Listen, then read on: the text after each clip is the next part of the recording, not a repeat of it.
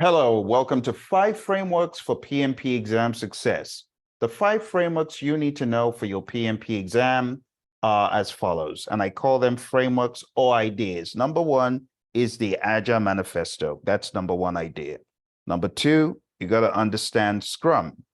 Number 3, you got to understand what Kanban is, the layout of the board and all of the items on it. Number 4, you got to know PMBOK 7th edition, the 12 principles, and you got to understand these performance domains. Number 5, final, you got to understand the predictive world in detail. So this table that a lot of people avoid, you should understand this table. We are going to talk about these one by one, but I wanted to give you the lay of the land first. Let's jump into number 1, the Agile Manifesto. Without understanding the philosophies of Agile, you will struggle on basic Agile questions.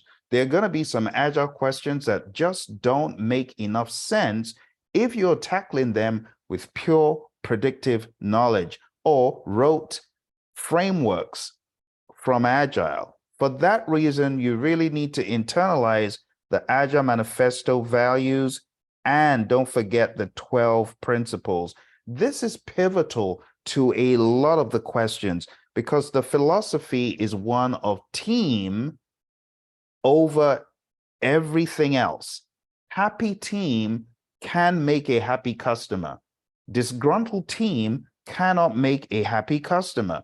So coming into Agile, you got to understand that even though our highest priority is to satisfy the customer, if our team is not given the environment and support they need, there is no way you're going to get the team to do what the customer needs to the best of their ability. They're always going to give you less than 100%. That's the overarching idea. So when we say individuals and interactions over processes and tools, you got to think about that as the team and their interactions, the stakeholders and their interactions with the team. But it starts with team, my friends. I know it may be counterintuitive for some, but it starts with the team. That's the general mindset. Let's move on to the next idea, framework, Scrum. Scrum has a 3-5-3 configuration, and you need to know this. 3 roles, 5 events, and 3 artifacts. And this has been the staple for a lot of companies as far as their Agile is concerned, because this is what they use as the framework to carry out the practices that show the Agile philosophy. So you got to understand the 3 roles, the 5 events, the sprint itself, sprint planning, the daily scrum, the sprint review, and the sprint retrospective. Those are the 5 events. You got to understand what happens in each. The biggest confusion I see in many is not knowing that the retrospective is not for everyone. It is for the team. And I'm talking about the Scrum team, these folks, right? That's who the sprint retrospective is for. And if you want to introduce anyone from outside, there has to be team consensus and understanding. And then you can invite outsiders for purposes that should be aligned with the sprint retrospective. The sprint review is one, to show whatever was created as far as the increment is concerned. You may hear it being called a demo, and that's not a bad thing. But when you're calling this a demo, you got to remember this should never be relegated to a mere demo. We want this to be 1, showing what we have built, 2, getting feedback, having some sort of inspection from the stakeholders, and maybe discovering even newer stories of relevance for the future that we can add to the product backlog. So don't relegate the sprint review to just a demo. People mix up these two, and oftentimes people forget that we're going to get some outputs from the sprint retrospective, improvement opportunities that we can put straight into sprint planning for the next sprint.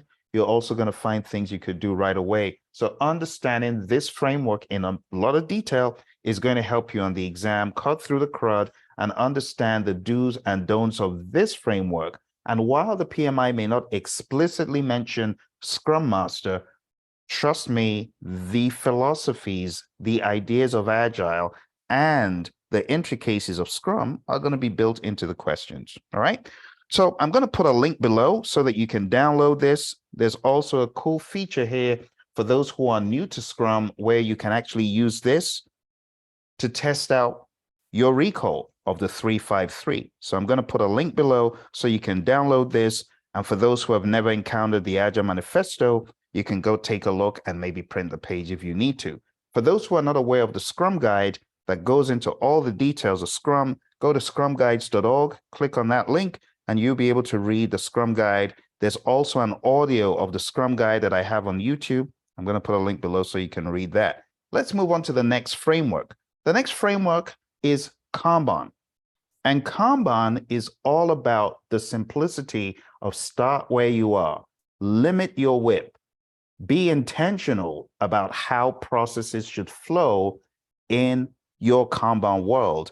And when I say your Kanban world, Kanban is a framework that is moldable and adaptable because you don't have preset roles, number one. Number two, you don't have a preset number of lanes. You can have, like in this example, you can see we have pending, analysis, development, test, deploy. But one thing's for sure, we have a whip limit. And those whip limits are the numbers that you see above each column. So we could have the traditional to do, doing, done, or we could have more lanes that show the intricacy. You got to understand this, my friends, and then you got to understand associated metrics to help clarify what is near and dear to us in the world of Kanban. We talk about this metric, which is not seen, the invisible lead time and cycle time. So we have lead time, and then we have cycle time. It really depends on how you're viewing the world. If you're viewing the world as a customer, you're going to view lead time. And that's the time from when you put this ticket in to when it gets done. But we also have cycle time, and cycle time is the time that it took for the person who picked the ticket to actually execute on it and get it done. I'll give you a clear example. You go to a drive-through, you got there at 10 o'clock. You don't get out until 10:15 with your burger, your fries, and your drink. But the person who picked up your ticket only started working on it at 10:10. They spent 5 minutes to get your order done. This 5 minutes is the cycle time. But you don't care about cycle time. All you care about is how long it took for them to get you through the drive-through, and that's the lead time, and that's 15. But the bottom line is limiting your whip is going to help you reduce both of these. But that's all about Kanban for now. I would say just read your Agile Practice Guide, and you'll be able to get more information about the world of Kanban that is relevant.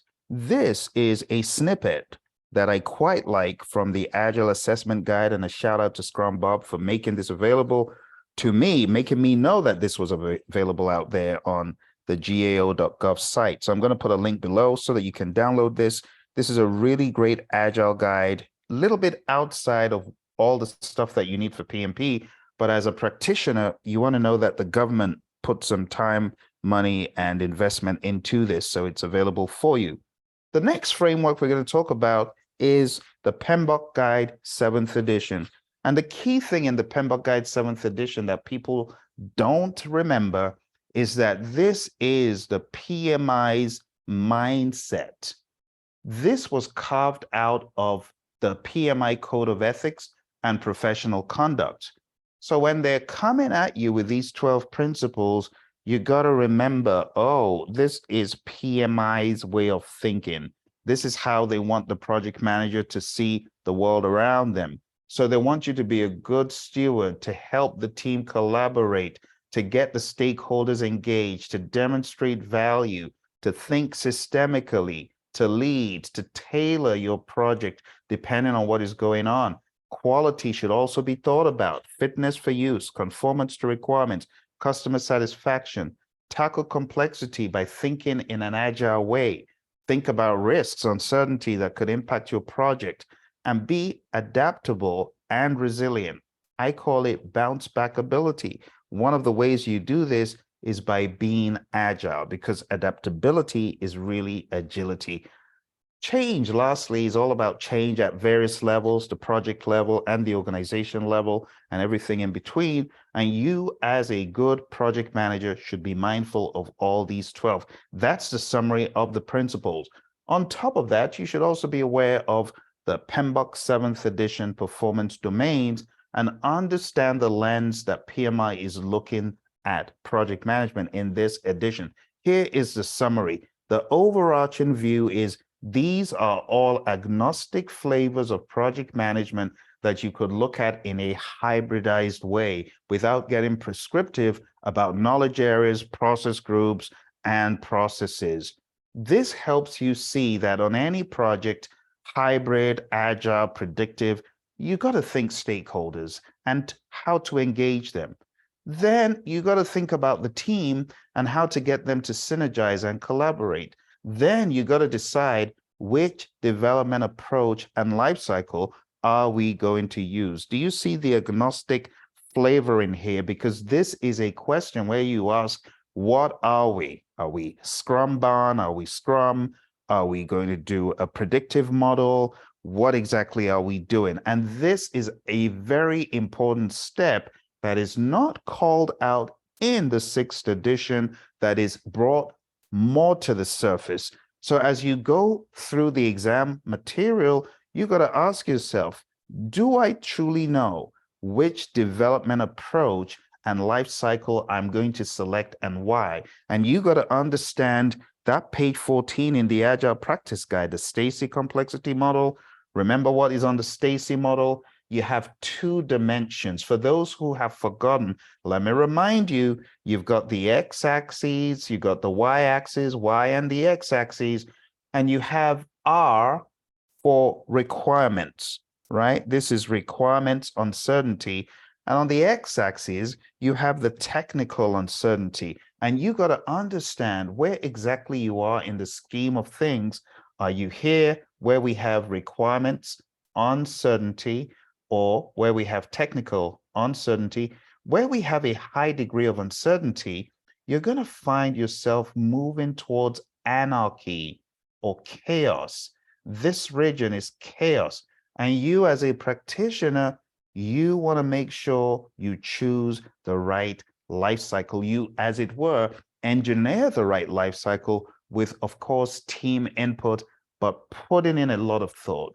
And this is where you tackle a lot of these principles that we just looked at, because the way you roll with the principles is pivotal to development approach and life cycle. Depending on the life cycle and development approach, you could apply this in a number of ways. You tailor in a number of ways, and the team dynamics and everything else does change somewhat. But there's some pivotal principles. These are the things you need to be aware of in the 7th edition. It's nuanced. It's not as emphatic in the 6th.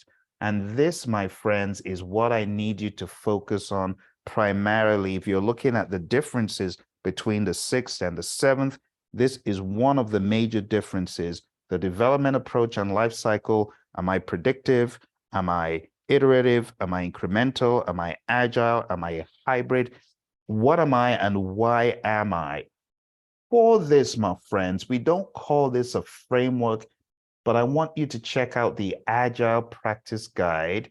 I want you to look at pages 14. I want you to take a look at pages 18 and 19. And that's where this is going to become a lot clearer to you. you're going to appreciate the value of this more. And then the pages that follow that tackle predictive, iterative, incremental, and agile, this is all going to make sense in the context of this domain. So if there was any domain you're going to say is your golden ticket domain that makes a big difference by adding it to the mix of chapters 4 to 13, like if there was meant to be a chapter 14 in the 6th edition, it would be this. It would be development approach and life cycle, because that needs to come first. And then based on that, when you take a look at the Agile Practice Guide, pages 90 to 95, everything there makes sense in the context of what is my development approach and life cycle. I hope this makes sense. I want you to ask questions. So if you have them, put them in the comments below.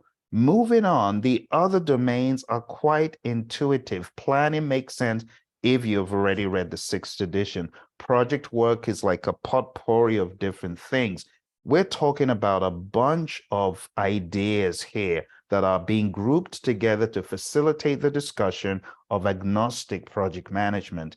Delivery, measurement, uncertainty, which is really risk when you boil it down in a different lens, stakeholder and team, and then the concept of having a universal view of your project. All of these things, my friends, are going to help you augment your already huge knowledge repository from the 6th edition. Now let's go to the final one, because I know this is the one you thought you were going to see first, but you're not seeing it first because I wanted to keep it last. A lot of people think it's gone away, but this has not gone away. Why do I say it has not gone away? Well, I say it's not gone away because if you are in tune with the PMI and their process groups, a practice guide, you will know that the PMI has rebirthed that infamous table that I just showed you, which is available at UCLA extension.edu, and it's here in process groups, a practice guide.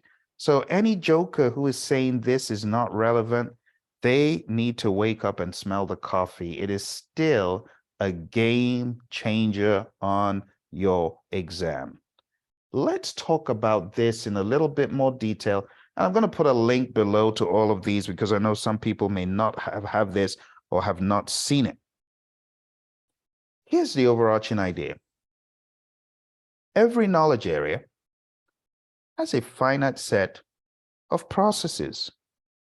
The mnemonic for the top is I prefer extra money cash. The mnemonic for the side of the knowledge areas is I saw 6 chipmunks quietly roasting coffee, reading poetry stories. Now, as you begin diving in, there's an overarching thought that I need you to have. And the overarching thought is this.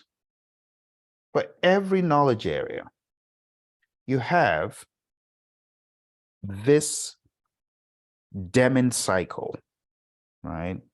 In the background, plan, do, check, act.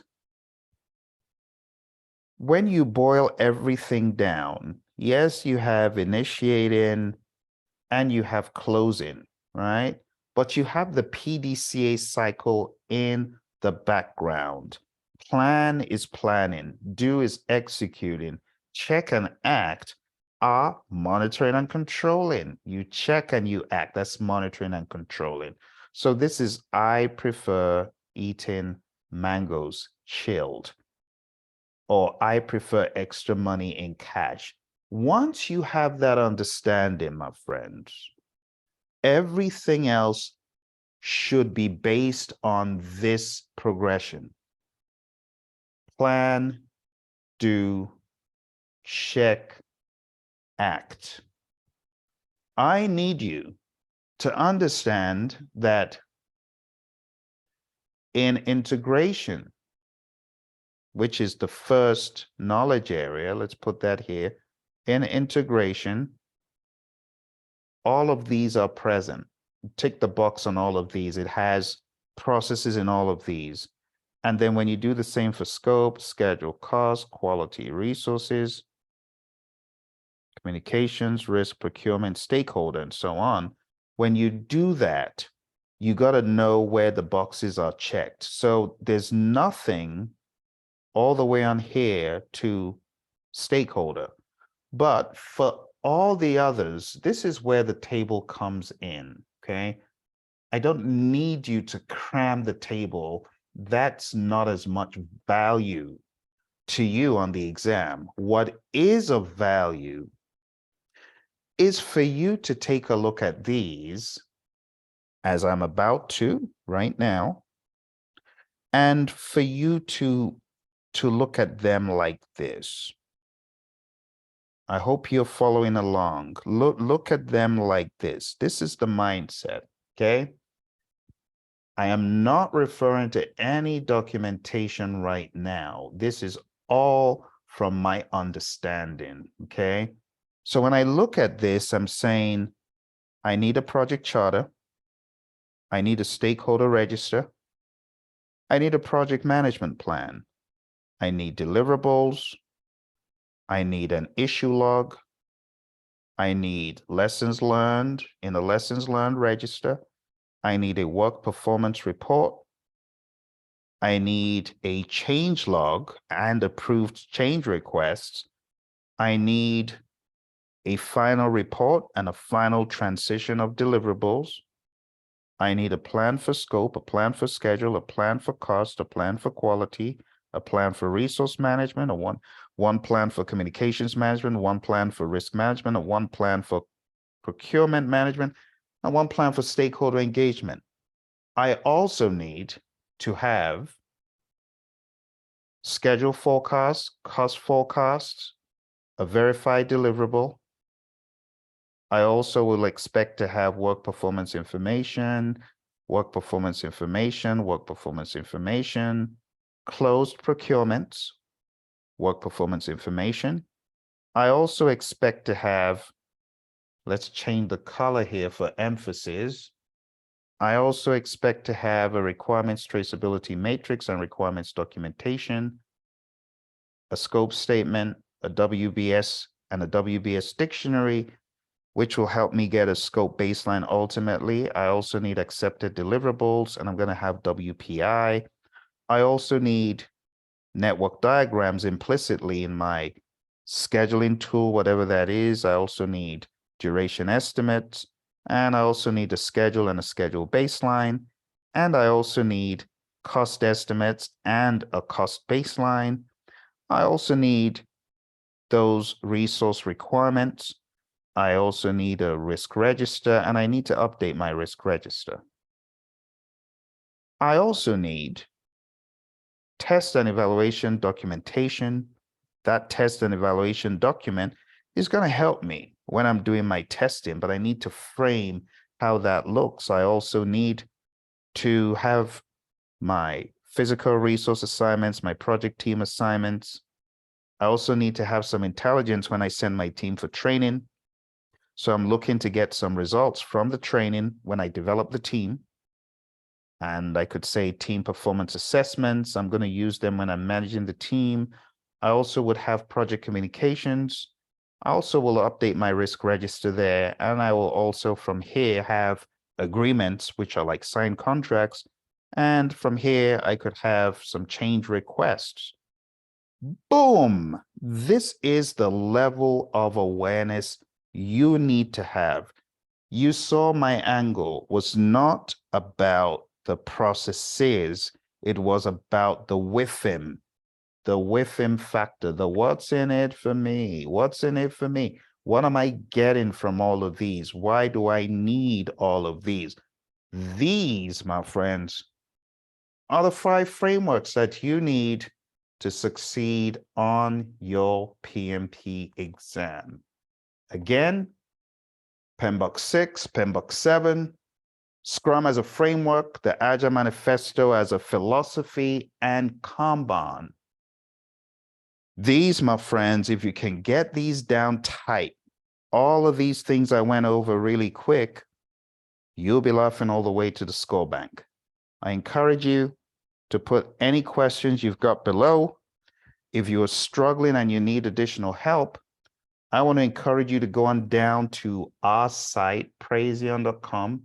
Take a look at what we've got available. We've got training, we've got mentoring and coaching all the time. It's Praizion, Praizion.com. We got all sorts of study aids to help you as you get ready for your PMP exam. I wish you all the best. It's your buddy Phil here signing off. Have a lovely week.